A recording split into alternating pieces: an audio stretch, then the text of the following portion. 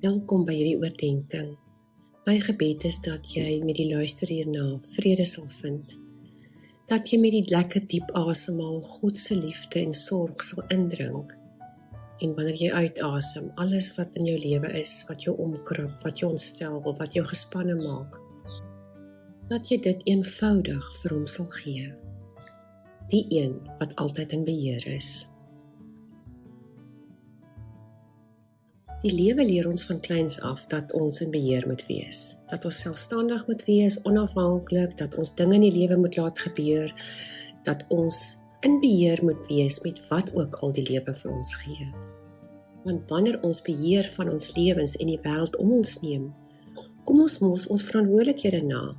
Help dit ons om probleme uit te stryk en ander en ons eie lewens op spoor te hou. Beheer wees maak dat ons moontlik die toekoms met meer voorspelbaarheid kan ingaan, dit beter kan bestuur en ons selfs moontlik ook meer kan beveilig. Of het beheer wees ook ander fasette, soos dat dit aan my rykdom, status, eer, mag gee, sodat ek meer kan hê. Dit terwyl baie hiervan dan oneindige spanning by my teweegbring.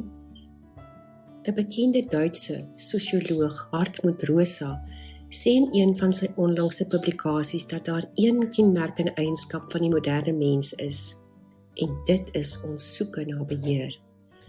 Dit is ons neiging om amper fanaties in beheer te wees van alles, en dit beïnvloed dan ons keuses. Dit beïnvloed en bepaal ons daaglikse oorvol programme. Dit beïnvloed ons verhouding met ons mense. En dit maak ons innerlike eintlik diep onvervuld en ongelukkig. Ons heeltyd in die toekoms leef, maak ook dat ons nie hierdie oomblik waarin ons nou is, geniet nie. Jesus se lewe, die manier hoe hy sy dood tegemoet gaan en homself oorgee, vertel die verhaal van 'n oorgegewe lewe aan sy Vader. In die week voor sy sterwe, laat hy die gebeure in Jerusalem hulle eie gang gaan, terwyl hy op 'n donkie ry. Hy laat toe dat hy gevange geneem word, herhalend ondervra word sonder om homself te verdedig. Hy laat toe dat mense wat hy in 'n oogwink van die aarde af kan wegvee, hom martel, verneder, bespot, hom aan 'n kruis vasspyker. Hy laat sy Vader toe om hom te laat sterf. Waarom?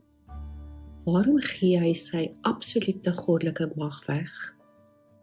Omdat Jesus weet dat lewe slegs uit die dood kan voortvloei.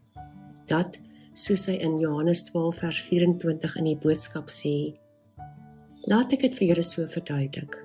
'n Koringsaadjie wat jy nooit saai nie, sal maar een saadjie bly.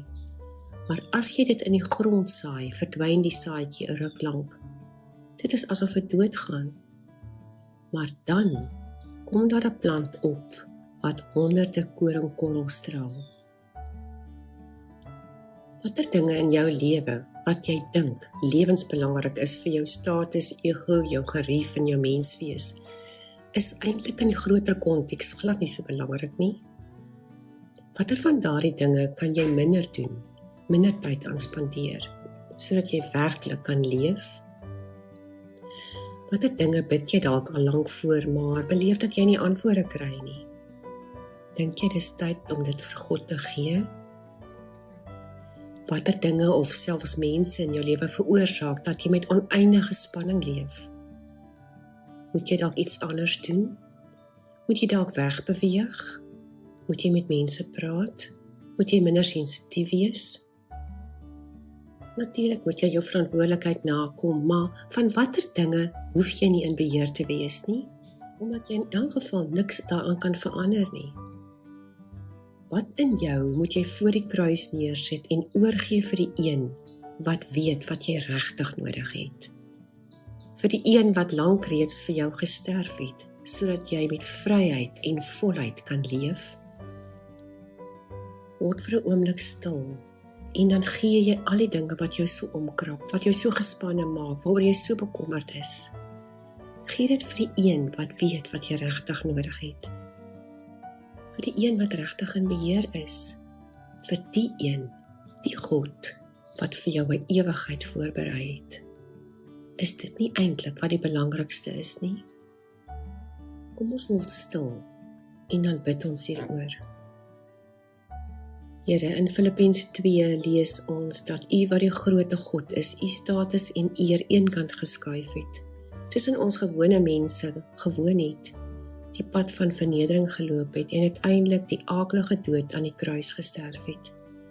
Aan U het U Vader uiteindelik die hoogste eer gegee. Here, vandag maak ek my geklemde vuiste, wat so fanaties aan dinge vasklou. Die dinge wat my so gespanne maak, die dinge waaroor ek my so soms onnodig bekommer. Ja, Here, vandag maak ek my vuiste oop en ek gee alles vir U. Ek gee my lewe vir U. Ek is 'n oorgegewe, afhanklike kind van U, vir alles in my lewe. Gee aan my die onderskeidingsvermoë en wysheid, Here, om in hierdie oorgegewe lewe te leef. Amen.